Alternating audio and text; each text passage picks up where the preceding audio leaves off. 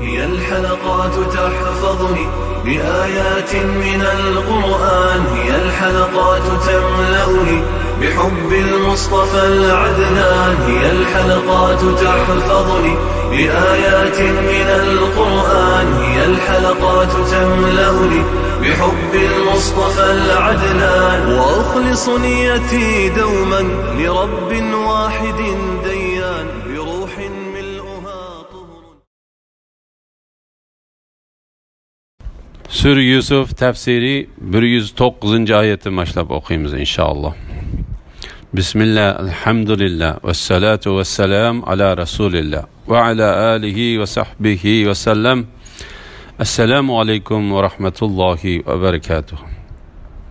Tövende dehtanlağa İbn Kathir rahimahullah'ın Kur'an-ı Kerim tefsiri Uygurca tercümesi Yusuf suresi 109. ayetinden başlap okuyumuz inşallah. Euzu billahi mineşşeytanirracim. Biz senden ilgiri fakat şehir alisinden boğan erlerini peygamber kılıp ulağı vahiy kıldık. Ula yani peygamberge çin pütmigüçüle yeryüzüde seyir kılıp yürüp özlerden ilgirikilerinin akıbetinin kandak bolduğanlığını küzetmedi mi? Ahiret yurti taqvadarlık kılganlar üçün elbette yaxşıdır. Sizler düşünmemsizler? Peygamberlerinin insanlardan şundaqla erlerden evetilgenligi. Allah Teala bu ayette peygamberlerini ayollardan emas, erlerden tallab evetkenligini haber kılıdı. Şundaqla bu ayet kerim Allah Teala'nın Adem avladıdan birer ayol kişiге şeriat ahkamlarını öz içine algan vahiyini nazil kılmaganlığını gösterdi. Bu Sünni mezhebideki Müslümanların göz karşıdır. Bu karışını Ebu Hasan Ali İbni İsmail Eş'ari Sünni mezhebideki ulemalardan nakil keltirip mundaq bayan kıldı. Ayollardan peygamber kelgen emas. Fakat ularning ichida rostchil deb sifatlangan ayollar bor. Ularning ichida eng yuqori shon sharafga ega bo'lgani Imronning qizi Maryam alayhissalomdir.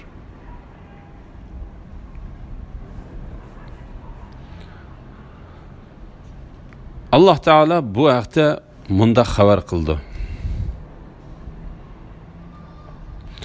Maryam o'g'li Isa faqat o'tgan payg'ambarlarga o'xshash payg'ambardir. Onundan ilgiri nurg'un payg'ambarlar o'tgan.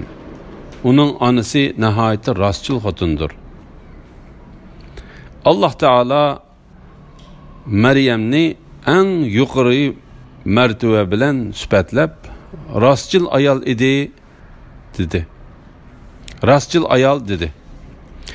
Agar Maryam payg'ambar bo'lgan bo'lsa edi, Allah Taala onun en yuqori mertebesini bayan kılganda elbette onu peygamber deb sifatlagan bo'lardi. Lekin o Kur'an'ın delili bilen rastçıl ayoldir. Peygamberlerinin periştelerden emas belki insanlardan ekanlik. Zehak İbn Abbas radıyallahu anhumanın biz senden ilgiri fakat şehir ahalisinden boğan erlerini peygamber kılıp ulağı vahiy kıldık degan ayet hakkında mundaq deganlikini rivayet kıldı. Peygamberler sizler aytgandek osmon ahlidan yani periştelerden emas. İbn Abbas'ın bu sözünü Allah Taala'nın tövendeki ayetleri kuvvetleydi. Biz senden ilgiri evetken peygamberlerinin hem mesela elbette tamak yeydi, bazarladı, minip yüretti. Bazınlarını bazınlar bilen sınadık. Peygamberlerini tamak yeydiğen ceset kılgınımız, tamak yemeydiğen ceset kılgınımız yok. Yani ula barlıq kişiler okşay yeydi, içidi. Hem de ula dünyada ölmey mengü kalıdığan boğunu yok. Yani ulamı barlıq kişiler okşaş vafat buludu. Aytqin ki men Allah insanlarni tavhidga da'vat qilish uchun avatgan tunji payg'ambar emasman. Menden ilgiriki nurg'un payg'ambarlar ilib kelgan vahiy bilan keldim. Nemishqa meni inkor qilsizlar? Menga va sizlarga nima qilindiganligini uqmayman. İlgiri o'tganlarning oqibatidan ibrat ilish. Ular ya'ni payg'ambarga chin putmigichilar yer yuzida sayr qilib yurib, o'zlaridan ilgirkilarning oqibatining qandoq bo'lganligini kuzatmadimi? Ya'ni ey Muhammad sallallohu alayhi vasallam, ana shu seni inkor qilg'uchilar yer yuzida kezib yurib, ilgiriki payg'ambarlarni inkor qilgan ummatlarning oqibatining qandoq bo'lganligidan ibrat olmamdi? Alloh taolo ularni halok qildi. Makka kofirlarimi shundoq oqibatga qoldi. Alloh taolo bu vaqtda mundaq deydi: ular zaminda sayr qilmadimi? Shuning bilan ular ya'ni sayr qilib tushunadigan dillarga yoki anglaydigan quloqlarga ega bo'lmadimi? Agar ular bu xabarni anglasa, Alloh taolaning kofirlarni halok qiladiganligini va mu'minlarga nijotlik beradiganligini biladi. Bu Alloh taolaning mahluqotlariga tutgan yo'lidir. Ahiret yurti taqvodorlik qilganlar uchun albatta yaxshidir. Ya'ni mu'minlarga dunyodan nijotlik berganimizdek, oxiratda nijotlik berishlaymiz. Ular uchun dunyodikidan ko'p yaxshidir. Alloh taolo bu vaqtda mundaq deydi: shek shubhisizki biz payg'ambarimizga mu'minlarga hayoti dunyoda va farishta, payg'ambar va mu'minlardan bandalarning amallariga guvoh bo'ladigan guvohchilar hozir bo'ladigan kunda albatta yordam beramiz. U kunda kofirlarning o'zlari foyda bermaydi. Ular la'natga uchraydi. Ular oxiratning azobiga duchor bo'ladi. Hatto payg'ambarlar qavmining iymon etishidan umidsizlangan va qavmi tarafidan yolg'onga chiqarilganiga jazm qilgan chaqda ularga bizning yordamimiz yetib keldi. Biz xohlagan odamlarni qutqizdik. Bizning azobimiz gunohkor qavmdan qaytarilmaydi. Payg'ambarlarga eng ehtiyojli vaqtlarda yordam berildiganligi. Alloh taolo bu oyatda payg'ambarlarga yordamini ular eng qiyin ahvolda qolgan Alloh taolodan birer chiqish yo'li kutib, Alloh taolo eng muhtoj bo'lgan vaqtlarda tushiradiganligini bayon qildi. Alloh taolo bu vaqtda mundaq deydi: sizlardan ilgari o'tgan mu'minlar eg'irchiliklarga, kulpatlarga uchragan va cho'chitib etilgan edi. Hatta payg'ambar va mu'minlar Allohning bizga va'da qilgan yordami qachon keladi degan edi. Bilinglarki, Allohning yordami haqiqatan yaqindir.